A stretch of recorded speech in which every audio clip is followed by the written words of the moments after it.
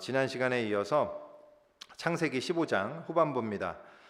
지난 시간에 말씀드렸듯이 창세기 15장은 하나님께서 아브라함과 이제 언약을 맺으시는 그런 매우 중요한 내용을 담고 있는 장입니다. 지난 시간에는 후손에 관한 약속을 아브라함과 말씀하시는 내용이었다면 후반부는 이제 땅에 관한 약속에 대한 부분이에요. 그래서 우리가 함께 읽었으면 좋겠습니다. 몸이 불편하지 않으시면 다 함께 일어나셔서 우리가 한 목소리로 우리 읽었으면 좋겠습니다. 조금 길긴 하지만 그래도 한 목소리로 읽을게요. 자, 시작. 또 그에게 이르시되 나는 이 땅을 내게 주어 소유를 삼게 하려고 너를 갈대아인의 우르에서 이끌어낸 여호와니라. 그가 이르되 주 여호와여, 내가 이 땅을 소유로 받을 것을 무엇으로 알리이까? 여호와께서 그에게 이르시되 나를 위하여 3년 된 암소와 3년 된 암염소와 3년 된 숫양과 산 비둘기와 집 비둘기 새끼를 가져올지니라.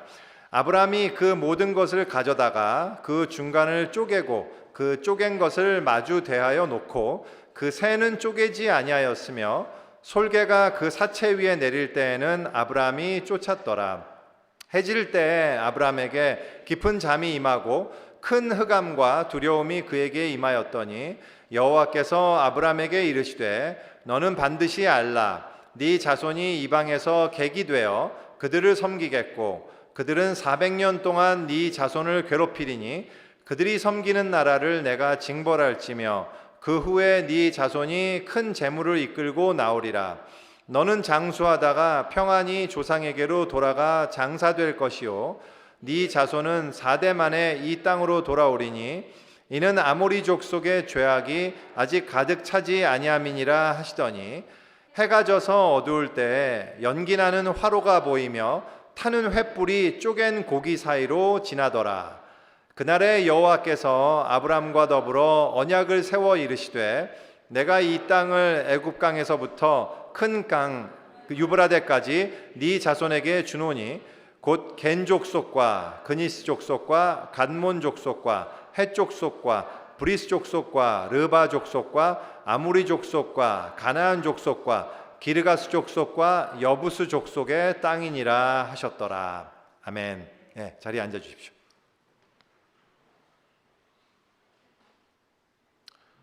제가 좀 벗을게요. 오늘은 일찍부터 약간 더운 것 같아서 여러분들도 아마 이제 더워지면서 쉽지 않은 예배 시간이 되는 걸 잘 알고 있습니다. 그리고 참 한 가지 더 기도 제목 드리면 제 귀를 위해서 좀 한 번 더 기도 부탁드려요. 제가 귀가 계속 이상한데 지금도 들리는 게 되게 이상해요. 그래서 약간은 걱정이 되는데 하여튼 귀를 위해서 기도해 주시기 부탁드립니다. 코리 텐 붐이라는 여사가 있어요. 아마 이름을 네덜란드 분이신데요. 이름을 들어보신 분들 계실 텐데 이분이 이제 2차 대전 때 가족들이 그 모두 유대인을 숨겨주고 그런 죄목으로 원래 유대인이 아니지만 그 나치 하에서 이제 투옥돼서 온갖 고난을 받습니다. 아버지 이제 어머니는 일찍 여의었고 아버지와 언니와 이제 이 코리 텐 붐 여사 이 세 명의 가정이었는데 다 모두 감옥에 끌려가고요. 그 이후에서 감옥에서 아버지가 일찍 돌아가시고 그다음에 그 언니도 갖은 고통을 당하다가 결국 감옥에서 죽죠. 이분은 기적적으로 그래도 이제 2차 대전이 종전되고 살아나오셔서 그 이후에 여러 나라에서 신앙 간증을 하시면서 죽을 때까지 하나님의 용서와 사랑을 전하셨던 아주 훌륭한 그런 우리 신앙의 선배세요. 그래서 이분이 쓴 그 간증집이 이름이 이제 주는 나의 피난처라는 이름으로 우리나라에서는 이제 번역돼 나왔는데요. 영어로는 The Hiding Place라는 이름으로 이렇게 책으로 나오기도 하고 나중에 영화화까지 됐던 그런 분이에요. 근데 이 코리 텐 붐 여사가 고백하듯이 사실 이제 그녀의 신앙은 그녀의 아버지로부터 물려받은 거예요. 그래서 이 아버지 이 이름이 이제 캐스퍼 텐 붐이라는 분인데요. 이분에 대한 일화를 이 코리 텐 붐 여사가 간증하면서 많이 소개하곤 했었습니다. 그 책에도 기록되어 있는데요. 그 중 하나가 이거예요. 아버지가 이제 시계빵을 하시던 이제 시계공이었습니다. 근데 2차 대전 직후에 이제 아버지가 자기 집 건물 안쪽, 그러니까는 집 건물이죠. 시계빵이도 있고 자기 집이기도 한 그 건물 안쪽에 비밀 공간을 좀 만들고요. 거기에 유대인들을 다 숨겨줬어요. 근데 이제 숨겨주던 유대인들 가운데 어떤 젊은 엄마와 갓난 아기가 있었어요. 근데 이제 아기가 막 울 수 있잖아요. 이 벽이 얇아, 비밀 공간에 있었지만 벽이 얇아갖고 아기가 이제 앵애 하는 소리가 들리면 발각될 수가 있기 때문에 더 안전한 장소로 좀 옮기고 싶었습니다. 그래서 좀 이 물색하던 차에 그들 가게에 그 한 목사님이 방문하신 거예요. 그들 잘 알던 목사님이셨는데요. 그래서 그 아버지가 이 캐스퍼 텐붐 이 아버지가 그 목사님께 좀 부탁을 드리면서 혹시 이 유대인 이 엄마와 이 아기를 목사님 댁에서 좀 숨겨주실 수 없는가 이렇게 간절히 사정을 드립니다. 근데 그 목사님이 거절을 해요. 못하겠습니다. 절대 안 됩니다. 안 됩니다. 그래서 이 그 코리텐붐 그때 이제 코리텐붐 여사는 어렸으니까 이제 그 아기를 데리고 나온 거예요. 이제 아기를 보여드리면 좀 그 마음이 좀 달라지지 않을까 해서 아이를 보여드렸는데도 그 목사님은 계속 거절하면서 도저히 안 되겠습니다. 저 유대인 아이 때문에 우리가 목숨을 잃을 수 있습니다. 이런 얘기를 했다는 거예요. 그 순간에 그 아버지 캐스퍼 텐붐이 그 아기를 이 자기 품에 들고 안으면서 그 목사님께 그렇게 얘기했다 그래요. 이 아기 때문에 목숨을 잃을 수 있다고 말씀하시는데요. 저는 그것이 우리 가족이 얻을 수 있는 최대의 영광이라고 생각합니다. 이게 이제 그 아버지의 증언이었어요. 이걸 이제 이 코리텐붐 여사는 어렸을 때 들었던 거죠. 제가 목사로서 이제 목회를 하면서요. 그런 고민을 원래 목회자들은 다 하게 됩니다. 뭐냐면 교회 성도들을 이끌고 싶은 방향이 뭔가 이런 거죠. 우리 교회는 어떤 색깔을 가지고 어떤 방향으로 어떻게 성도들을 이끄는 게 나는 가장 복음정이고 하나님께서 나에게 맡긴 사명을 잘 감당하는 것이라고 여기는가 이걸 이제 항상 고민하게 되거든요. 근데 어떤 신앙의 모습을 우리 교인들이 가졌으면 좋겠는가에 대한 어떤 그 질문을 한다면 이제 이렇게 말씀드릴 수 있을 것 같아요. 우리 교회 성도가 코리텐붐 여사의 가족이 처했던 상황 혹은 이제 이 시계방을 방문했던 어쨌든 그 목사님이 처했던 그 상황을 맞이하게 된다라고 할 때 결국 이 코리아의 아버지였던 캐스퍼 텐붐이 했던 그러한 선택과 결정을 하게 되는 것 그거예요. 사실 그거면 되겠다라는 생각을 저는 하게 됩니다. 그러니까 이거는 우리의 겉으로 드러난 신앙의 모습만 가지고 판단하기는 좀 쉽지 않아요. 그죠? 어떤 사람은 평소에 굉장히 열심히 교회에 열심히고 봉사 섬김 잘하고 모든 사람에게 인정받는 사람인데 결국 결정적으로 이런 순간에는 그렇게 하지 않을 수도 있고요. 이 이야기에 등장했던 목사처럼 그런 거죠. 사실은 그 이야기를 들으면 저는 저에게 주는 도전이 굉장히 심각했어요. 저는 그 생각이 들어요. 아마 그 목사님은요 목회 열심히 했을 것 같아요. 그죠? 매주마다 설교 열심히 준비하고 설교를 잘하기 위해서 성경 공부 열심히 준비하고 묵상하고 또 성도들을 돕기 위해서 여러 가지 사역을 해왔겠죠. 그렇지 않겠습니까? 그럼에도 불구하고 결정적인 순간에 그는 자기의 생명을 더 사랑하는 존재로 드러났단 말이죠. 그에 반해서 어떤 사람은 겉보기에는 막 너무 껄렁해요. 막 교회도 제대로 잘 안 하고 교회 클린업 데이다 와라 그러면 오지도 않고 늘 놀기만 좋아하고 들고 다니는 어떤 차나 갖고 다니는 가방 이런 거 보니까 뭔가 좀 사치스러운 것 같기도 하고 그래서 참 이기적인 사람 아닌가 이렇게 생각을 했었는데 결정적인 순간에 가보니까 그 순간이 딱 되고 나니까 그 사람은 기꺼이 그 위험을 감수하고 다른 생명을 돕는 쪽으로 결정을 하더라. 그럴 수 있다라는 말이죠. 그죠? 물론 이제 그렇다고 해서 제가 이제 이건 굉장히 극단화시켜서 말씀을 드리는 거지 사실은 많은 경우는 결국은 평소에 잘한 사람이 결정적인 순간에도 잘할 확률이 훨씬 높다고 저는 생각을 해요. 당연히 그럴 것 같습니다. 그래서 평소의 일상의 모습을 저는 가볍게 여기고 싶지는 않아요. 그럼에도 불구하고 그게 꼭 그럴 거라고 보장할 수는 없단 말이죠. 그죠? 그래서 예수님이 말씀하신 선한 사마리아인의 비유도 그렇잖아요. 그런 거잖아요. 죽어가는 사람이 있는데 그 사람을 보면서 제사장도 그냥 지나가고 레위인도 그냥 지나가고 근데 전혀 예상치 못했던 아주 껄렁한 이 사마리아 이 사람 유대인들이 다 경멸했던 그 사람은 그렇게 안 하는 거잖아요. 그 사람을 들고 자기가 나귀에 태우고 그래서 여관까지 사서 자기 돈과 에너지와 이런 거 다 쓰고 그 사람을 도와준단 말이죠. 그래서 그런 것처럼 정말로 이런 결정적인 순간이 왔을 때 드러나는 믿음의 모습은 참 다를 수 있겠다. 이런 경각심을 좀 가지게 돼요. 그러니까 중요한 것은 뭐냐면요, 좌우간 이런 결정적인 순간에 사실은 이제 근데 물론 우리의 일생 속에서 이런 결정적인 순간이 안 올 가능성이 굉장히 높긴 합니다. 그죠? 미국에 막 뭐 전쟁이 벌어지지 않는 한 그럴 가능성은 많지는 않을 것 같아요. 영 모르고 죽을 가능성이 우리는 훨씬 높아요. 이제 그럼에도 불구하고 만약에 이런 순간이 온다면 그때 우리 성도들이, 우리 교회의 교인들이 평소에는 누가 보기에도 신실해 보이는 삶을 살았든 아니면 영 껄렁하고 신앙도 그냥 얄팍한 것처럼 보이는 삶을 살았든 간에 이런 결정적인 순간이 됐을 때 기꺼이 유대인 아기를 품에 안으면서 내가 데려가겠습니다라고 하는 결정을 할 수 있을까? 만약에 그렇기만 한다면 저는 저의 목회적 목표는 다 이뤘다고 생각해요. 그러면 that's it. 그 사람이 어떻게 살든 상관없어요. 여러분들이 마음껏 사시라고, 마음껏 흥청망청 사셔도 괜찮아요. 만약에 결정적인 순간에 그렇게만 하실 수 있다면 저는 그렇다고 생각합니다. 그럼 저는 뭐 저희가 할 수 있는 저의 하나님의 부르심의 사명은 다 감당했다고, 다 이루었다라고 저는 선언할 수 있을 것 같아요. 물론 다시 얘기하지만 결국은 그런 결정적인 순간에 나온 결정이 우리가 평소에 사는 가치관과 일상의 모습과 무관하다고 볼 수는 없기 때문에 뭐 평소에는 개판으로 사셔도 괜찮습니다, 뭐 이렇게 얘기할 수는 없을 거예요. 하지만 결론적으로는 그렇다는 얘기입니다. 그렇다면 여기서 중요한 질문은 그겁니다. 어떻게 하면 이 정말 저 순간에 코리 텐 붐 여사의 가족, 그 아버지처럼 생각하고 결정할 수 있었을까? 어떻게 하면 그때 그 목사, 그 방문했던 그 목사가 결정했던 것 같은 결정을 하지 않을 수 있을까? 무엇이 이 차이를 갖고 왔을까? 이게 이제 우리의 고민인 거잖아요. 과연 나는 그럴 수 있을까?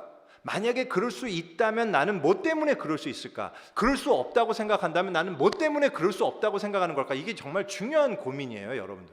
진짜 중요한 고민입니다. 여러분들이, 우리는 몰라요. 결정적인 순간에 우리가 어떻게 결정을 하게 될지 우리는 지금 모른다니까요. 겉모습으로 전혀 몰라요. 근데 그때가 도래하면 나온단 말이죠. 근데 그때 정말로 우리는 그 아기를 우리가 숨겨주겠습니다, 내가 돌보고 싶습니다라고 과연 그런 결정을 할 수 있을까? 저는 이게 저에게 있어서는 굉장히 중요한 고민이에요. 우리 성도들이 그럴까? 그래서요, 물론 이제 그 차이를 가져오는 변수가요, 생각보다는 굉장히 다양한 변수가 있을 수 있다고 저는 생각합니다. 이게 단순한 문제는 아니에요. 그러면 유전적인 성품도 굉장히 중요합니다. 그렇지 않나요? 살면 살수록 역시 유전이 갑이다, 이런 생각을 많이 하거든요. 진짜 유전적인 성품도 있고 또 그 사람이 자라온 환경도, 가정 환경도 굉장히 영향이 있을 거고요. 어떤 사람은요, 그렇게 잘 못하는 것 중에 그 사람이 어렸을 적에 경험했던 어떤 굉장히 큰 트라우마가 있었다면 그렇게 잘 못하는 경우도 발생할 수 있겠다 저는 싶어요. 그러니까 이게 단순하지 않단 말이죠. 그래서 솔직히 말씀드리면 저는 아까 전에 제가 그 이제 거절했던 목사님에 대해서 저게 좀 부정적으로 말씀을 드렸긴 했지만 그 목사님에 대해서 제가 쉽게 판단하고 싶지는 않아요. 결국 저 사람은 거짓 목사고 가짜 힘으로 드러났습니다, 이렇게 얘기하고 싶지 않습니다. 우리가 그렇게 쉽게 판단할 수 있는 문제는 아니라고 저는 생각을 해요. 이제 그럼에도 불구하고 이 코리 텐 붐 가족이 지녔던 그런 믿음의 모습을 가지기 위해서 우리가 필요한 것이 무엇인지를 고민하는 것은 굉장히 중요하고 의미가 있다고 생각합니다. 과연 어떤 믿음이면 이렇게 그리스도인으로서 이런 순간에 바른 결정, 하나님이 기뻐하시는 결정을 하게 하는가에 대해서 질문에 답해 보려고 할 때요, 오늘 본문이 주는 레슨은 굉장히 중요한 의미를 지닌다고 생각해요. 오늘 본문을 통해서요, 우리의 믿음은 이 무엇에 대한 믿음인지를 좀 분명히 할 수 있었으면 좋겠습니다. 그리고 이것이 여러분 나중에 정말 여러분의 결정적인 순간에 여러분의 믿음 여정에서 결정적인 차이를 가져올 수 있다는 사실을 여러분들이 꼭 기억했으면 좋겠어요. 그래서 오늘 본문 잠깐 내용 설명을 드리면요, 오늘 본문은 지난 시간에 이어서 하나님께서 이제 아브라함과 언약을 맺으시는 장면이에요. 언약식을 하시는 장면인데요, 내용을 간단하게 설명드리면 이렇습니다. 초두에 말씀드렸던 것처럼 15장에는 두 가지 언약이 나오거든요. 하나는 후손에 대한 언약과 후반부에는 이제 이 땅에 대한 언약이잖아요. 지난주 기억나시죠? 후손에 관한 언약이었어요. 하나님의 하늘의 별을 보여드리면서 네 후손이 이와 같이 많으리라 하고 약속했던 그 장면이었고요. 이제 그 다음에 이어지는 오늘 내용의 땅에 대한 건데요, 이 지난주 이야기와 오늘 다루는 이야기가 창세기 15장에 그냥 쭉 연결되어 있긴 하지만 이게 그 당일날 같은 시간에 발생한 건 아닌 것 같아요. 왜냐하면 지난주 생각해 보면 하나님께서 아브라함을 이끌고 밤하늘의 별을 보여주셨잖아요. 그럼 시간이 언제였다는 뜻이에요? 밤이었다는 뜻이잖아요. 근데 오늘 보면 아브라함이 계속 낮에 일하고 또 이제 해가 어둑해질 때 다시 졸고 뭐 이런 내용이 나오거든요. 그러니까 같은 날이 아니었다는 얘기죠. 그래서 이게 뭐 바로 다음 날이었는지 아니면 며칠 후였는지 시간적 갭은 잘 모르겠습니다만 어쨌든 좌관 하나님께서 아브라함에게 말씀을 하시는 거예요. 뭐라고 말씀하시냐면 나는 이 땅을 너에게 주려고 너를 갈대아 우르에서 불러낸 하나님 여호와다 이렇게 얘기를 하세요. 그랬더니 아브라함이 물어요. 지난주에도 물었는데 이번에도 또 묻습니다. 그래서 제가 이 땅을 소유로 받는지를 제가 어떻게 알죠? 이렇게 묻는 거예요. 자신이 납득하기 어려운 것을 주님께 질문을 하는 거예요. 지난주에 함께 나눴던 그런 내용이죠. 그러자 하나님이 아브라함에게 한 가지 준비를 시킵니다. 오케이, 내가 너한테 증거를 줄게. 물론 이제 이런 말을 하신 건 아니고요. 그런 의미로 언약식을 준비시키세요. 근데 그 언약식의 준비가 이런 겁니다. 3년 된 암소, 3년 된 암염소, 3년 된 수양. 그래서 그 세 개는 이렇게 반으로 쪼개요. 쪼갠 다음에 이렇게 서로 마주보게 해놓는 거예요. 이렇게. 그리고 이제 산비둘기와 집비둘기 새끼는 그냥 이제 죽이기만 해서 놔뒀을 겁니다. 근데 이게 그림을 제가 찾아봤거든요. 이걸 잘 그린 분이 있을까? 그래서 두 개가 나오는데요. 이렇게 쪼개놓을 수가 있죠. 이렇게 쪼개놓아서 이렇게 놓을 수도 있고요. 그렇게 그린 분이 있고, 그냥 이렇게 허리를 자른 분들이 있어요. 이렇게 그냥 머리와 꼬리 부분을 이렇게 잘라갖고 반으로 놨을 수도 있어요. 잘 모르겠습니다만 아마 전자의 가능성이 훨씬 높을 거라고 생각을 합니다. 아마 이런 모습일 가능성이 훨씬 높아요. 이게 이제 고대 이따가 제가 설명드릴게요. 이 계약을 맺는 거에 있어서 좀 그런 관계가 있기 때문에 어쨌든 근데 좌우간 좌우로 쪼개놓고 이렇게 마주보게 하는데요. 그리고 난 다음에 아브라함이 기다려요. 막 솔개가 내려오면 쫓고 뭐 이러면서 이제 기다립니다. 그러다가 이제 날이 어두워져요. 아브라함도 아마 굉장히 피곤했겠죠. 이걸 이렇게 쪼개놓는 게 쉬웠겠습니까? 이 척추를 반으로 쪼개야 되는 건데 이게 너무 힘들었을 거예요. 아마 그날 하루 종일 고생했을 것 같아요. 근데 그렇게 해서 너무 피곤했는데 그러다가 이제 깊은 잠에 빠져버립니다. 그때 이 깊은 잠 속에서 그는 깊은 암흑과 두려움을 이제 느끼게 돼요. 두려움이 임하고요. 그러면서 그 순간에 하나님께서 아마 꿈속에서 말씀하신 것 같아요. 말씀하세요. 아브라함의 후손에 대한 예언적 말씀을 하십니다. 뭐라고 말씀하시냐? 네 후손이 이방에서 나그네가 돼서 400년을 보낼 거다. 그리고 너는 뭐 잘 살다가 평안히 죽게 될 거고 네 후손들은 그렇게 400년 동안 고생하다가 400년 후에 내가 그 이방 나라를 징벌할 것이고 너 후손들은 큰 재물을 가지고 이곳으로 돌아오게 될 거야. 그리고 이 땅을 차지하게 될 거야. 그 시간이 걸리는 이유는 뭐냐면 이 땅에 아모리 족속의 죄가 아직 차지 않았기 때문이란다. 이런 얘기를 좀 해주시는 거예요. 그런 다음에 아브라함이 딱 보니까 꿈속에서 봤던 것 같아요. 보니까 아까 그 쪼갠 고기 사이로 횃불과 연기가 훅 하고 지나가는 겁니다. 그래서 다 지나가고 난 다음에 그 횃불과 연기는 이따가도 말씀드리겠지만 하나님의 임재를 상징하는 거거든요. 지나가고 난 다음에 하나님이 아브라함에게 다시 얘기하세요. 이 땅을 내가 너에게 줄 거야. 이것이 이제 언약식이었습니다. 그리고는 이제 이 말씀을 아브라함에게 하시는 것이 이제 오늘 장면이에요. 우리가 읽었던 그런 내용입니다. 그렇다면 이 장면, 이 내용들을 통해서 우리가 얻을 레슨은 어떤 건가? 우리 이 내용은 충분히 이해되시겠죠?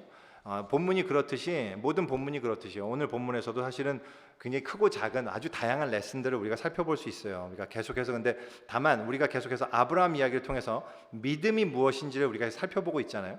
그런 관점에서 아까 초두에 말씀드렸던 그 질문에 답을 찾아가는 관점에서 오늘 본문을 통해서 믿음에 대해서 우리의 믿음에 대해서 굉장히 중요한 두 가지 사안만 제가 살펴보고 마치려고 합니다. 첫 번째 레슨은 이거예요.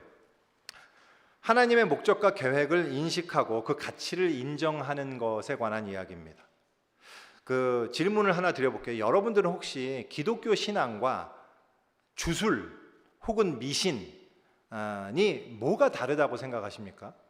이제 주술과 미신을 뭐 잘 모를 수도 있지만 뭐 최근에 한국 같은 경우는 이제 그 전 대통령이 좀 그런 쪽에 관심이 있었기 때문에 우리가 좀 많이 관심을 같이 가지게 됐잖아요. 기독교 신앙과 이 주술 미신 이런 것들은 뭐가 다를까요? 아니면 질문을 좀 유사하게 정통 기독교와 이단이나 사이비 기독교는 뭐가 다를까요? 사실 여러분들은 이 질문에 대해서 그렇게 깊게 고민해 보시지 않으셨을 수도 있는데요. 저는 이게 굉장히 저에게는 아주 중요한 고민이었거든요. 항상 너무 거슬리는 문제예요. 왜냐하면 이단이나 사이비 같은 경우도 그 안에서 아주 진지하게 믿는 사람들이 있고요. 정통 기독교 안에도 그것을 굉장히 진지하게 믿는 사람들이 있단 말이죠. 그들이 뭐가 다르냔 말이죠. 보면 별로 다른 게 없어 보이기도 해요. 그냥 우리 정통은 참 하나님을 믿고 너희 이단 사이비는 가짜 하나님을 믿는 거야, 이렇게 그냥 막 우기고만 말기에는 문제가 해결되지 않습니다. 다른 사람 보기엔 똑같거든요. 그 사람들이나 이 사람들이나 똑같이 진지하게 굉장히 열심히 믿고 뭐 이런 거란 말이죠. 그래서 만약에 우리는 참 하나님이고 너는 가짜 하나님이야 라고 말한다면 그 말할 수 있는 근거가 뭐냔 말이에요. 여러분 뭐라고 대답하시겠습니까? 여러분들은 정통 기독교를 믿으시나요? 아니면 사이비를 믿으시는 건가요? 믿음이 없는 불신자가 여러분한테 왔어요. 전하려고 하는데 저쪽 기독교 저쪽 교회도 있고 우리 교회도 있고 뭐 얘기 들어보니까 저쪽 교회는 알고 보니까 사이비인 것 같아. 사이비라는 거. 그러면 여러분들 그쪽 교회 가면 안 돼. 우리 교회로 와야 돼. 왜냐면 우리는 정통이거든. 그럼 뭘로 그 사람이 보기엔 내가 보기엔 똑같은데 그쪽도 그렇게 하고 이쪽도 하고 그런데 뭐가 구분이지? 뭐가 구분 기준이야? 라고 하면 여러분은 뭐라고 대답하시겠냐고요. 사실 막상 답하려고 보면 이게 굉장히 애매한데요. 물론 지금도 제가 이걸 딱 부러지게 이겁니다 라고 간단하고 아주 클리어한 그런 답을 제시하는 방법을 전 여전히 알지 못해요. 하지만 그럼에도 불구하고 기독교 신앙과 주술 혹은 미신의 차이에 대해서 있어서 중요한 특징 하나를 좀 지적한다면 그것은 자기 중심성과 굉장히 밀접한 관련을 가진다라는 사실이에요. 그러니까 기독교 신앙이라는 것은 뭐냐면요, 나라는 존재를 넘어서는 어떤 가치, 더 크고 더 높은 가치를 지향하는 반면에 주술이나 미신 이런 것들은요 거의 언제나 지극히 자기중심적인 성향을 띠어요. 다시 말해서 기독교 신앙이란 것은 근본적인 초점이 하나님의 목적과 계획, 그 하나님이 하시는 일과 뜻과 의도 거기에 있단 말이죠. 그에 반해서 주술이나 미신은 항용, 나를 위해서 무엇이 좋은가에 초점이 있단 말입니다. 이렇게 하면 나에게 좋을까? 안 좋을까? 이렇게 저렇게 하면 내가 잘 될까? 나와 내 자식에게 더 성공과 어떤 좋은 일이 발생할까? 아닐까? 이걸 위해서요, 바로 이렇게 하면 나에게 좋을까 안 좋을까, 이걸 위해서 점도 치고 굿도 하고 이상한 미신도 믿고 그렇게 되는 거란 말이죠. 그래서요, 사실 정통 기독교 테두리 안에 있는 우리들에게 있어서도요, 이거를 한번 우리가 굉장히 중대한 도전으로 한번 좀 생각해 봐야 됩니다. 뭐냐면 우리의 신앙을 이런 관점에서 꼭 한번 우리는 점검해 봐야 돼요.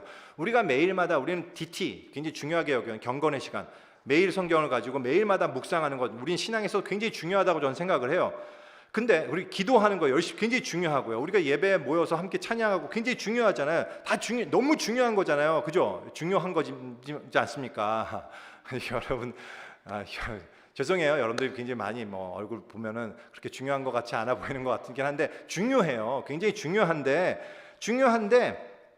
그것이 만약에 우리 그리스도인들의 굉장히 중대한 덕목이고 액티비티인데요, 만일 그것이 나를 위한 것, 내 인생을 위한 것, 그래서 내 인생을 위해서는 오늘 하나님이 주시는 말씀이 무엇인가, 내가 오늘 잘 살기 위해서, 내가 오늘 착하고 하나님의 어떤 이렇게 보기에 좀 이렇게 좋은 어떤 그런 모습을 가지기 위해서는 나는 어떻게 할까, 이런 것으로만 계속 내가 그 말씀을 읽어도 그렇게 읽고 기도를 해도 그렇게 읽고 그렇게 한다면요, 사실은 어떤 면에서는 미신과 주술과 큰 차이가 없단 말이죠. 왜? 나를 위한 거니까. 그래서 이게 우리가 고민을 좀 해봐야 돼요. 제가 이제 존경하는 목사님 가운데 박영선 목사님이라고 계세요. 아마 많은 분들 좀 들어보셨을 텐데, 아시아 선수촌 쪽에 그 남포교회라고 하는 교회를 개척하셔서 오랫동안 남포교회를 담임하시고 지금은 이제 원로 목사로 계신 분이에요. 또 합동신학대학원에서 굉장히 교수를 하시면서 후학들도 굉장히 많이 키워내신 그런 좋은 목사님, 훌륭한 목사님이에요. 뭐 이제 많이 연로하셨지만 여전히 꽤 왕성하게 활동하시는 것 같아요. 유튜브 잘잘법에도 보면 박영선 목사님이 자주 등장하시고 또 말씀 집회도 여러 가지 인도하시고 그런 것 같아요. 이제 저는 한국에서 신앙생활할 때 저희가 섬기는 교회가 있었는데 이제 박영선 목사님 말씀 듣고 싶어서 몇 번을 우리 예배를 빠지고 우리 와이프 데리고 남포교회를 가서 듣곤 했었습니다. 근데 좌우간 이분이요, 이미 30대 중반에 이분이 하셨던 설교의 설교집이 나왔는데 그때 지금도 스테디셀러로 굉장히 그 가치를 인정받는 책이 이제 하나님의 열심이라는 책이에요. 이 책은 여러분들 뭐 한 번쯤 꼭 읽어보실 가치도 있다고 저는 생각합니다. 근데 이 책이 왜 한국 기독교계에 당시에 의미 있는 영향을 미쳤냐면요, 뭐 지금도 뭐 어떨지 모르겠지만 당시에 거의 천편일률적으로 교회 강단에서 행해지던 이 사람 중심의 설교를 하나님 중심으로 전환시켰다는 데 큰 의미가 있거든요. 그러니까 이런 거예요. 예를 들어서 예전에는 정말 많은 설교가 인물 설교다 그러면 그 인물들, 아브라함이면 아브라함, 야곱이면 야곱, 요셉이면 요셉, 베드로면 베드로, 인물을 살피면서 그 위인들이 하나님과 그토록 깊은 관계에 들어갈 수 있었던 그 능력, 그들의 자질, 이런 것들을 칭송하고 우리도 그것을 배웁시다라는 그런 식이었어요. 근데 당시에 이 박영선 목사님이 그 패러다임을 완전히 뒤엎어 버렸거든요. 왜냐하면 그래서 이 성경의 인물들이 실상은 신앙적인 위인이 아니라 우리와 전혀 다를 게 하나도 없었던 그냥 평범한 사람들이었는데, 그런 그들을 그렇게 위대한 사람이 되게 했던 하나님의 행위에 초점을 맞추셨기 때문이거든요.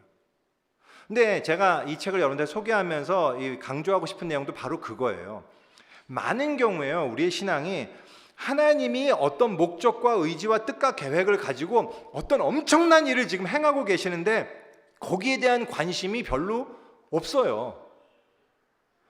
거기에 그 하나님이 나에게 지금 말을 걸고 계신다, 나를 부르시고 나로 하여금 무언가 당신의 엄청난 그 뜻을 이루기 위해서 뭔가를 하려고 하시는 것 같다라는 거기에 대한 센스가 별로 없죠.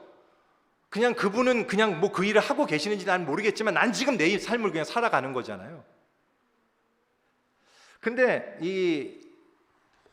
그래서 우리가 초점을 맞추는 건 결국은 내가 얼마나 잘 사는가, 내가 얼마나 착하게 사는가, 내가 얼마나 열심히 사는가, 내가 얼마나 좋은 그리스도인의 모습으로 사는가, 막 거기에 초점을 맞추는데요.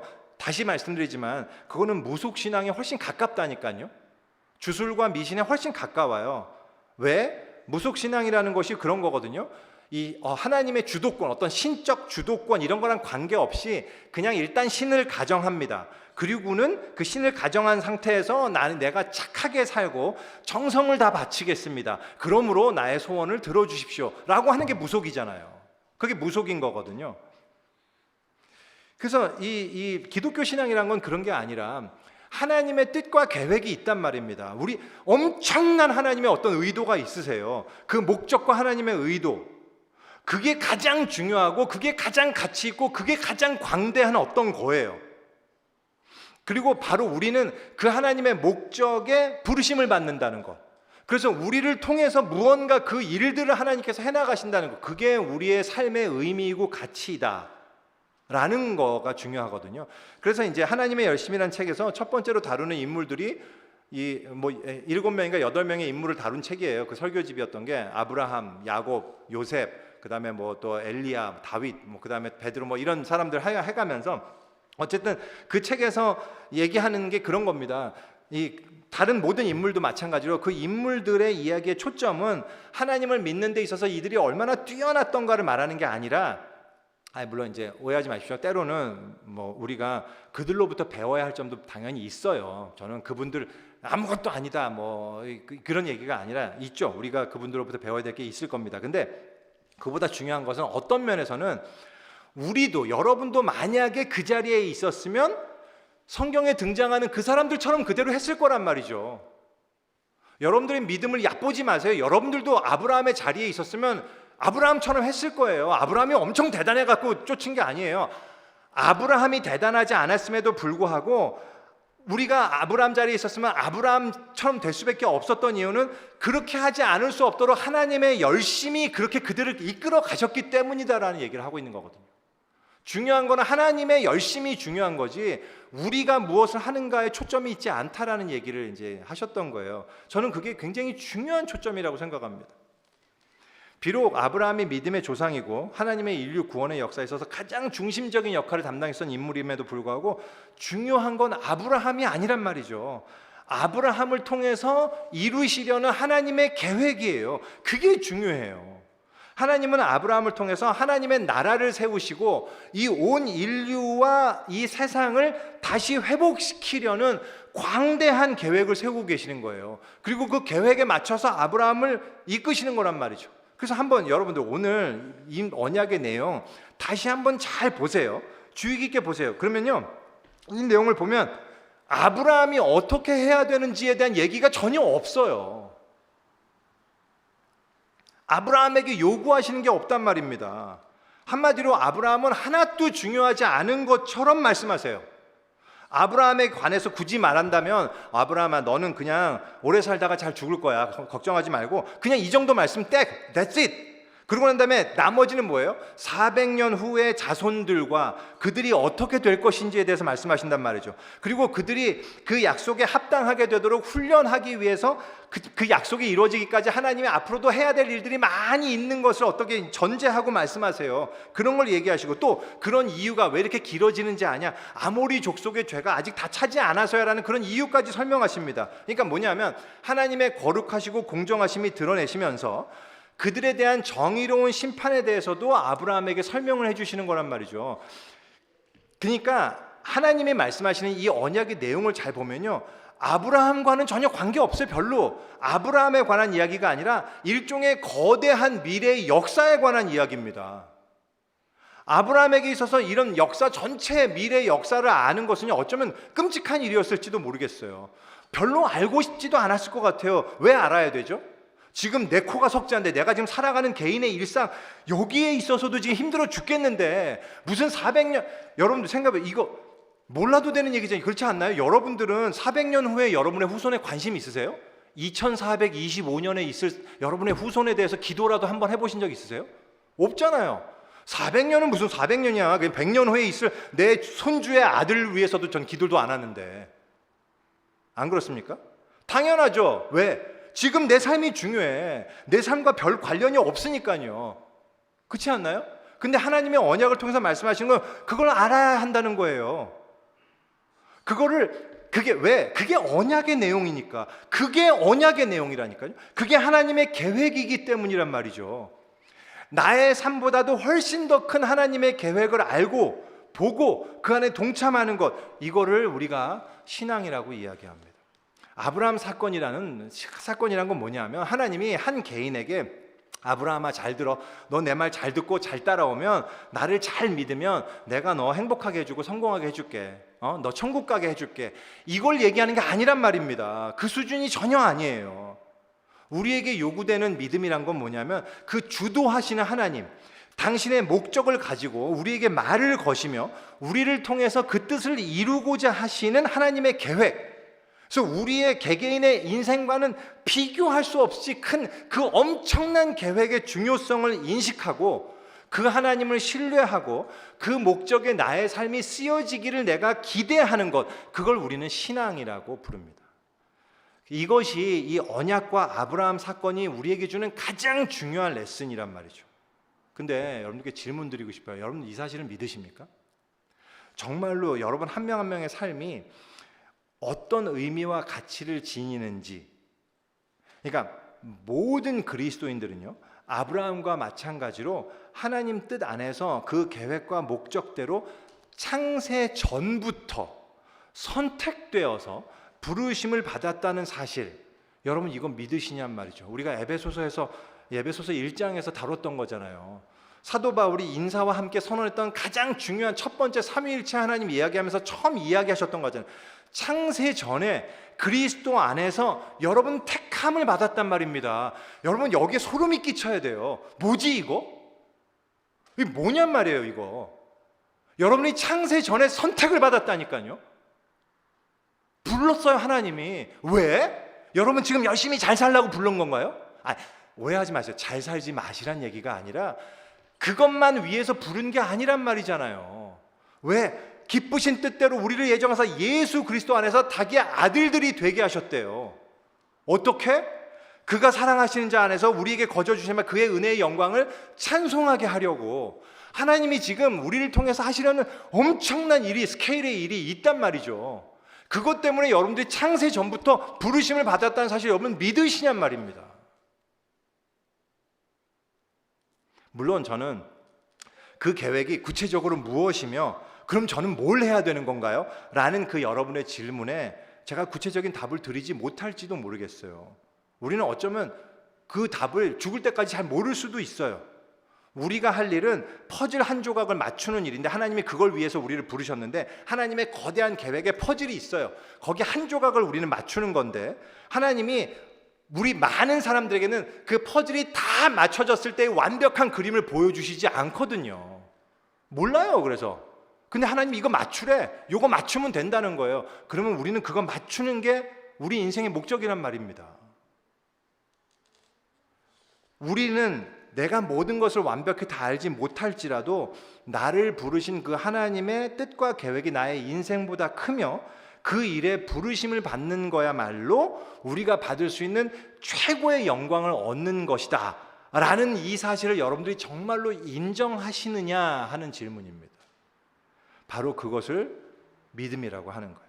그렇기 때문에요, 그 뜻과 하나님의 뜻과 계획이 훨씬 중요하기 때문에 그렇기 때문에 내가 비록 세상을 살아가면서 자꾸 넘어지고 실패하고 낙심하고 때로는 하나님을 막 부인하고 배신까지 하는 한이 있어도 뭐 힘체도 힘들고 너무 힘들어갖고 괴롭고 그만하고 싶을 때도 있고 막 이럴 생각이 그래서 안 하기도 하고 막 이렇다 할지라도 그럼에도 불구하고 끝내 내 인생 속에서 이 하나님의 목적을 타협하지는 않겠다라는 그 가치관의 확립, 그걸 우리는 믿음이라고 부른단 말이죠. 그게 진짜 정통 기독교 신앙이에요.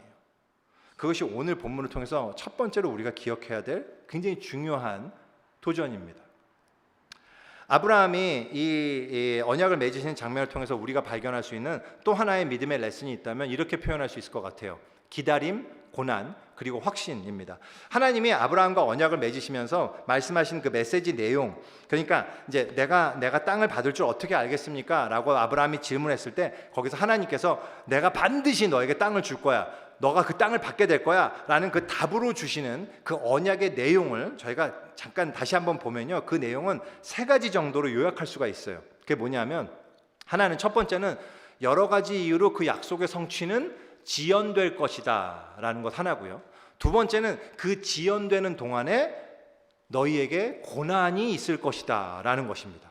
세 번째는 그럼에도 불구하고 그 약속은 반드시 지켜질 것이다, 성취될 것이다. 이 세 가지예요. 이것이 아브라함에게 주신 하나님의 언약의 내용이에요. 근데 바로 이 아브라함의 언약이 일종의 모형이라 그랬죠. 그 모형으로서 우리 모든 하나님의 백성들이 하나님과 언약을 맺으시는 그 하나님의 언약의 내용이 바로 이 내용이란 말이죠. 신구약의 모든 하나님의 백성들은 동일한 언약 가운데 있어요. 그래서요, 우리가요, 첫 번째 믿음의 기본 자세가요, 기다림이란 말입니다. 우리에게 주시는 언약과 관련해서 가장 먼저 기억해야 되는 게, 우리 하나님의 목적과 계획이 이루어지는 그 일은 우리의 예상과 달리, 기대와 달리 오래 걸릴 수 있구나라는 걸 먼저 인식하는 겁니다. 그렇기 때문에 그리스도인들의 믿음의 가장 기본 자세가 기다리는 거예요. 근데 여러분들 기다려 보신 분은 아시겠지만 이게 쉽지 않아요. 하나님이 아브라함에게 말씀하셨어요. 너는 본토 친척 아비집을 떠나 내가 너에게 지시할 땅으로 가라. 내가 너로 큰 민족을 이뤄서 너에게 복을 주고 너가 이 복의 근원이 되게 할 거야. 하나님이 이 말씀 듣고 아브라함이 막 흉분에 차갖고 갈대아 우르 땅을 떠났는데 알고 보니까 근데 아브라함아, 그게 400년 후에 될 거야. 미쳐, 내가 처음 얘기 못해서 미안하다. 400년 후에. 이게 뭐냔 말이죠. 이게 뭐예요 이게. 알고 보니까 이런 게 어디 있어요 이게. 그 아브라함도 죽고 아브라함의 아들도 죽은 뒤잖아요. 아브라함의 아들의 아들도 다 죽은 뒤잖아요. 아니, 그뿐만 아니죠. 아브라함의 한 10대 때 다 죽은 다음에요. 이게 뭐 장난하시는 거냔 말이죠.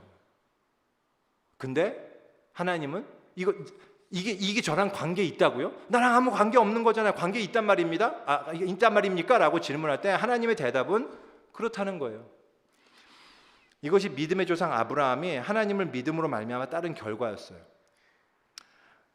예수님이 당신의 십자가 죽음으로 우리에게 새 언약을 주시면서 우리에게 말씀하셨어요. 내가 속히 오겠다. 내가 만물을 새롭게 할 것이다. 그렇게 말씀하신 지 2000년 지났습니다. 여전히 예수님이 오실 징조가 안 보여요. 말세라고 불림 받았던 데가 2000년이었어요. 더 나아가서 예수님 오신 이후에 2000년이 지나도록 이 세상에서 볼 때는 세상이 별로 달라진 것도 또 없어요. 굳이 인류의 가장 큰 변화를 갖고 온 변화가 뭐냐 묻는다면 무슨 종이의 발명이라든지 자동차의 개발, 아니면 컴퓨터의 개발, 핵무기, AI 이런 거예요. 그런 거 외에는 우리가 달라진 게 별로 없잖아요. 예수님 오시기 전이나 후나 그때나 지금이나 사람들은 여전히 병에 걸리고 약하고 또 악하고 세상의 악과 불의는 여전히 득세하고 도처의 전쟁과 강포와 폭력과 거짓이 횡행하고 강한 자가 승리하는 약육강식의 세계, 그 세상 가치관, 그게 여전히 지금도 세상 가치관이잖아요. 예수님 오시기 전에도 그 가치관이었고 지금도 그 가치관이에요. 우리 눈에 보기에는 이게 뭐지 이거? 안 계신가? 우리는 다 허구인가 이제 보니까? 이제 보니까 이단 사이비만 욕할 게 아니구나. 우리도 이제 보니까 엄한 거 내가 믿고 있었네. 정신 차리고 내가 지금 세상에서 빨리 열심히 난 돈 벌어야겠다. 이렇게 생각하기가 너무 쉽게 만드는 그런 상황이에요. 그렇지 않나요? 그래서 우리가 기다리는데 지치죠. 그래서 기다리는 게 쉽지 않아요. 아마 초대교회 성도들도 그래서 힘들었던 것 같아요. 도대체 언제까지 기다려야 됩니까? 그때 사도 베드로가 했던 말씀이 있어요. 주의 약속은 어떤 이들이 더디다고 생각하는 것 같이 더딘 것이 아니라 오직 주께서는 너희를 대하여 오래 참으사 아무도 멸망하지 않고 다 회개하기에 이르기를 원하시느니라. 아브라함에게 말씀하셨어요. 400년이 왜 걸리냐 하면 아모리 족속의 죄가 아직 안 찼단다. 그거 왜 아브라함이 알아야 되냐고요. 근데 알아야 돼요. 하나님이 그러신 분이기 때문에. 하나님은 모두가 회개하기를 기다리고 계세요. 우리를 2000년 하나님 이거 허구 아니에요? 아니에요.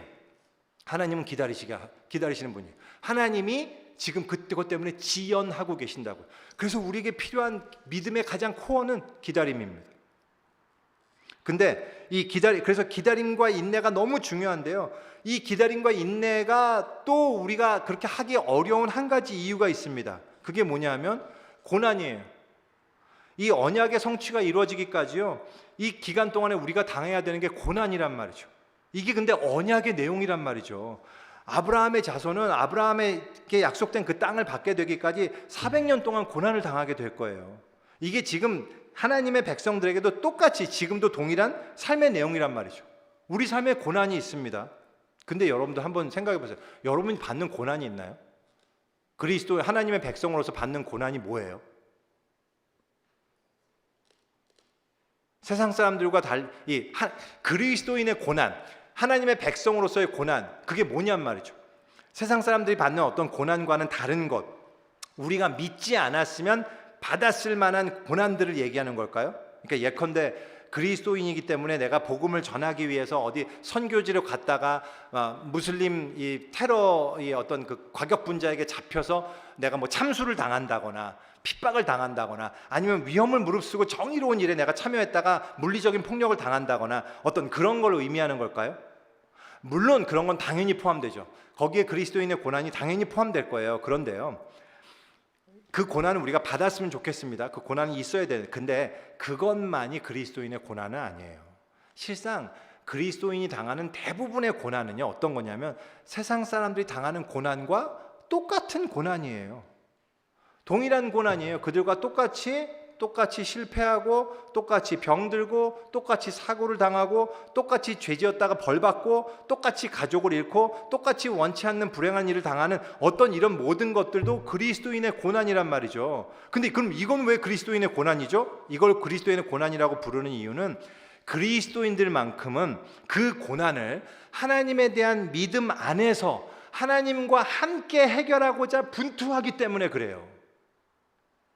믿음이 있다고 해서 고난의 문제가 이렇게 쉽게 해결되는 게 결코 아니란 말이죠. 어쩌면 저는 제 생각에는 이 이 믿음 때문에 고난의 문제를 해결하기가 우리는 더 어려워요.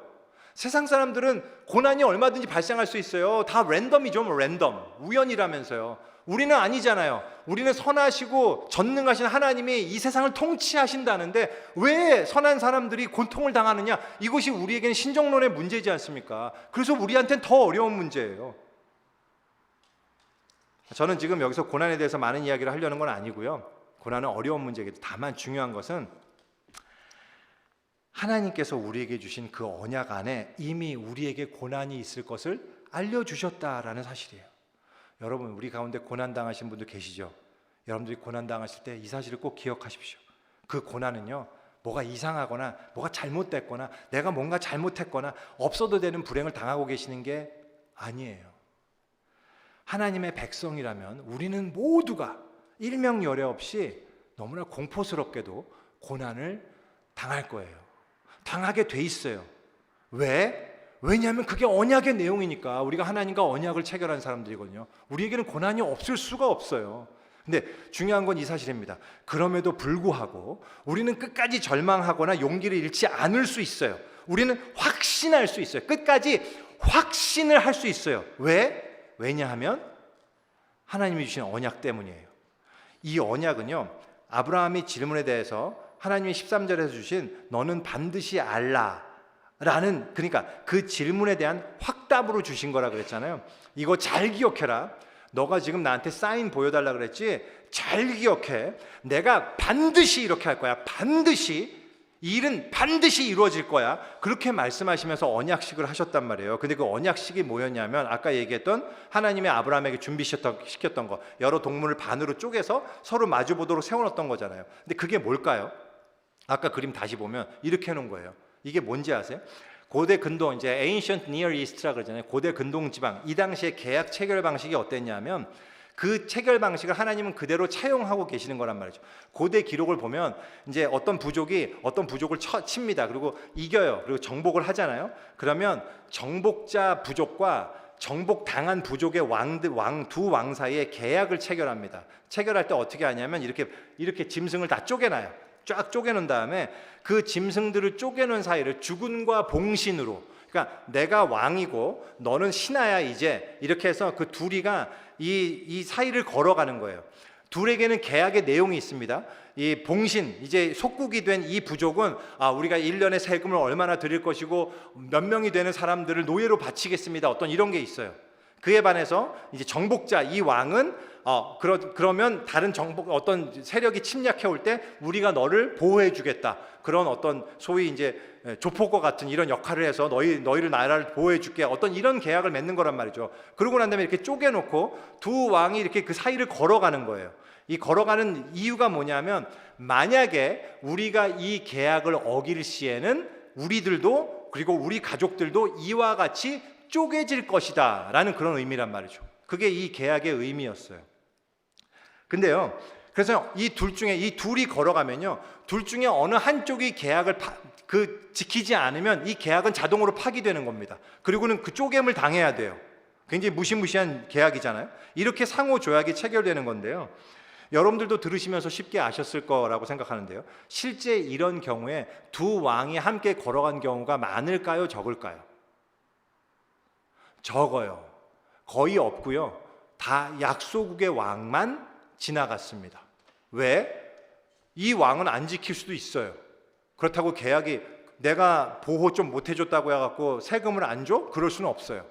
그 계약 파기되지 않아요. 하지만 만약에 약소국의 왕이 지나갔는데 그 왕이 규정대로 계약한 대로 나한테 이게 조공을 바치지 않는다? 그러면 계약 파기입니다. 그대로 그 왕은 쪼개지는 거예요. 그런 거잖아요. 그죠? 그 계약 위반의 책임을 약소국 왕만 지도록 하기 위해서 그렇게 했단 말입니다. 이게 고대 부족 간의 언약 체결 방식이었어요. 하나님께서 지금 그 방식을 그대로 사용하시는 건데요. 그리고는 아브라함에게 짐승들을 쪼개놓게 하신 다음에 아브라함과 언약을 체결하세요. 근데 앞불사 밤에 아브라함이 잠들었네. 너무 피곤해갖고 깊은 잠에 빠져들었습니다. 근데 그 순간에 17절 연기나는 화로, 거기에 이 화로가 연기와 횃불이 나오잖아요. 연기와 횃불은 뭐예요? 그 출애굽기 다 아시다시피 하나님의 임재를 이스라엘 백성을 이끌 때 구름 기둥과 불기둥으로 이끌었단 말이죠. 그 구름과 불, 이것은 하나님의 임재였단 말입니다. 그래서요, 이 하나님의 임재, 그 하나님이 오셔서 지금 연기와 불이 그 쪼갠 짐승 사이를 푹 하고 지나가는 거란 말입니다. 놀라운 거는 아브라함은 안 지나가요. 하나님만 지나가시는 거예요. 이게 무슨 말이에요? 이거는 하나님만이 지켜야 할 책임을 지는 일방적인 언약이었단 말입니다. 이 언약의 책임을 하나님만 지시는 거예요. 언약을 지키지 않으면 하나님만 쪼개지신단 말입니다. 그래서 하나님이 홀로 이 언약의 책임을 지시는 거예요. 그래서 이게 복음인 겁니다. 왜냐하면 그렇기 때문에 이 약속이 반드시 이루어질 것을 우리가 확신할 수 있는 거거든요. 생각해 보세요. 만약에 하나님과 아브라함이 같이 손잡고 지나갔다면 어떻게 됐을까요? 이 얘기는 이 언약이 깨지게 될 수도 있는 책임을 아브라함에게도 준다는 얘기입니다. 하나님이 안 지켜도 깨지지만 아브라함이 안 지켜도 깨지는 거예요. 만약 그렇다면요, 이 언약의 성취를 우리가 보장할 수 없었을 거예요. 왜? 우리 인간은 언제든 실패하는 존재이기 때문에 그렇죠. 근데 정말 놀라운 사실은 우리가 아무리 실패해도요, 이 계약은 유효해요. 그게 놀랍지 않으세요? 우리는 계속 실패하는데 이 계약은 유효해요. 이 언약은 반드시 이루어질 것이라는 걸 보장할 수 있단 말이죠. 왜죠? 왜냐하면 하나님께서 이 언약 파기의 책임에서 우리를 배제시키셨기 때문이에요. 하나님이 언약을 맺기 위해서 아브라함에게 오셨을 때 아브라함은 그냥 깊은 잠에 빠져서 그냥 허우적대고 있었을 뿐이에요. 오직 하나님만이 이 언약의 유효성을 책임지시겠다고, 이 계약이 파기되면 내가 쪼개지겠다고 그렇게 홀로 선언하시고 지나가신단 말입니다. 바로 그것 때문에 우리가 확신할 수 있는 거예요. 우리가 늘 넘어지고 실패하고 배신하고 쓰러져서 이게 두려움 가운데 있을지라도 우리는 끝까지 확신 가운데 다시 일어날 수 있단 말입니다. 그 이유는 하나님이 홀로 우리에게 약속하신 이 언약의 성취의 확실성 때문이란 말이죠. 그 성취가 하나님께만 전적으로 달려있기 때문에, 그 하나님은 결단코 실패하지 않으실 것이기 때문에 우리는 확신할 수 있는 거예요. 바로 이 언약이 예수님의 십자가 언약의 예표이기도 합니다. 우리에게는 이 약속이 그리스도 사건 가운데 모형이 아니라 실체로 주어졌어요. 하나님이 예수 그리스도를 통해서 우리에게 더 확실한 언약을 주셨어요. 그래서 예수님께서 언약의 제물이 되어서 십자가에서 쪼개지시기까지 그 언약을 우리한테 주셨단 말입니다. 그 십자가로 가시기 전에 예수님께서 말씀하신 게 이거였어요. 내가 너희에게 전한 것은, 이거 사도 바울이 하는 얘기입니다. 주께 받은 것이니 곧 주 예수께서 잡히시던 밤에 떡을 가지사 축사하시고 떼어 이르시되 이것은 너희를 위하는 내 몸이니 이것을 행하여 나를 기념하라 하시고, 식후에 또한 그와 같이 잔을 가지시고 이르시되 이 잔은 내 피로 세운 새 언약이니 이것을 행하여 마실 때마다 나를 기념하라. 주님이 주님의 피로 새 언약을 세우셨어요. 바로 이 언약, 이건 역시 일방적인 하나님의 언약이었어요. 예수님이 십자가를 지심으로써 예수님이 우리에게 주신 약속은 반드시 이루어지실 거라는 확신을 우리에게 주신 언약이었기 때문에 그래요. 이 일방적인 살아계 언약, 하나님께서 당신의 피로 홀로 세우신 이 언약 때문에 우리는 정말로 확신할 수 있단 말입니다. 하나님께서 약속하신 것이 반드시 이루어질 것을 우리는 확신할 수 있어요. 하나님 나라가 이 땅에 도래할 것을 우리는 확신할 수 있어요. 하나님의 뜻이 하늘에서와 같이 이 땅에도 온전히 이루어질 것을 우리는 확신할 수 있어요. 주 안에서 모든 만물이 구원을 받고 새롭게 갱신될 것을 우리는 확신할 수 있어요. 하나님의 사랑이 이 땅에 온전히 드러나게 될 것을 우리는 확신할 수 있단 말입니다. 주께서 약속하신 대로 하늘에 올라가신 그대로 주님께서 우리에게 다시 오실 것을 우리는 확신할 수 있어요. 이 모든 확신은 바로 이 언약에서 나오는 보증의 능력이에요. 우리는 그래서 고난 가운데서도 우리는 기다릴 수 있어요. 우리가 바라보는 것은 우리의 능력으로 이루는 우리의 성취가 아니라 하나님께서 이루실 그 언약의 성취이기 때문입니다. 할렐루야. 바로 이것이 모든 그리스도인이 가지는 참된 믿음의 중요한 특징이에요. 말씀 정리하려고 합니다. 제가 초두에 코리텐붐 여사의 이야기, 특별히 자기와 자기 가족의 목숨이 달려있는 굉장히 위험한 상황임에도 불구하고 그 아버지가 보여주었던 그 결정의 모습을 소개해드리면서 어떻게 하면 그 순간에 아버지처럼 그렇게 생각하고 결정할 수 있을까, 어떻게 하면 그때의 그 목사와 같이 그런 결정을 하지 않을 수 있을까? 무엇이 이들의 차이를 가져온 걸까라는 질문으로 제가 시작을 했었습니다. 그리고 오늘의 본문이 이 믿음의 방향에 대해 중요한 의미를 담고 있다고 말씀을 드렸었는데요.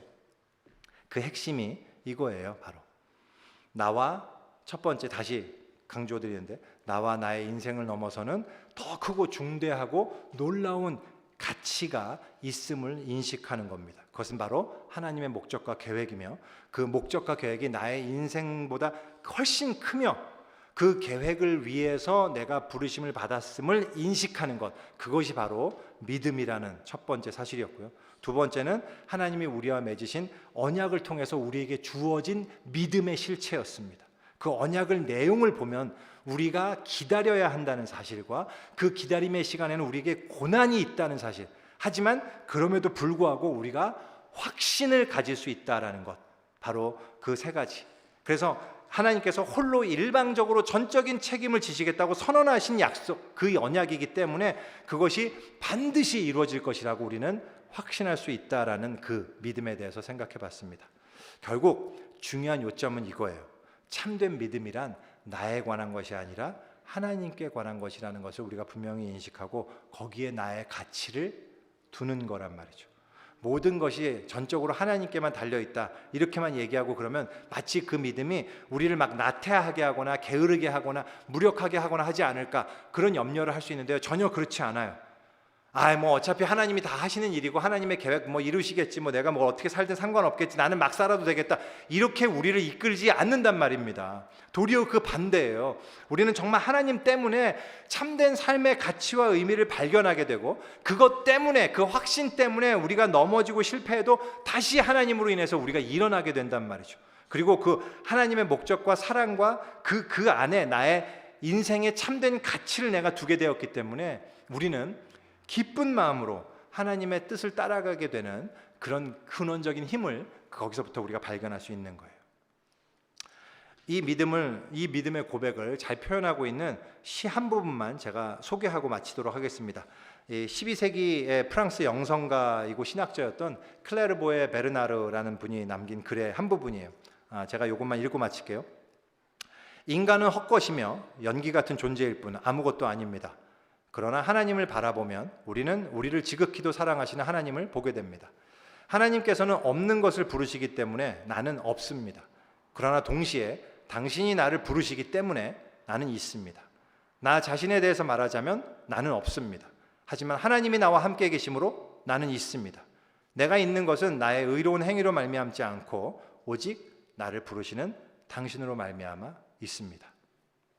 이것이 하나님의 언약을 받은 참된 언약 백성들의 고백이고요, 하나님의 부르심을 받아 하나님의 원대한 계획과 목적에 동참했던 하나님의 백성들의 고백이라고 저는 믿습니다.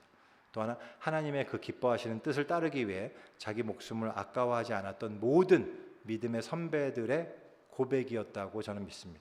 아마도 코리 텐붐 여사의 아버지였던 캐스퍼 텐붐의 신앙 고백 역시 이와 크게 다르지 않았을 것이라고 저는 확신합니다. 우리들, 여기 이 자리에 있는 모든 예배자, 우리 성도들도요, 하나님의 부르심을 받아 예수 그리스도의 십자가를 통해 하나님과 언약을 맺은 부르심을 받은 자들이에요. 우리 모든 성도들의 고백 역시 바로 이 믿음의 고백이 되기를 간절히 소원합니다. 그래서 나의 인생을 위해서 하나님을 사용하는 그런 주술적인 믿음에서 벗어나서 하나님의 뜻과 계획 안에서, 그 언약 안에서 하나님의 시각으로 인해서 나의 인생의 가치와 의미가 부여되는 그 믿음으로 하루하루를 살아가게 되는 저와 여러분이 되시기를 이 시간 간절히 소원합니다. 우리 기도하겠습니다.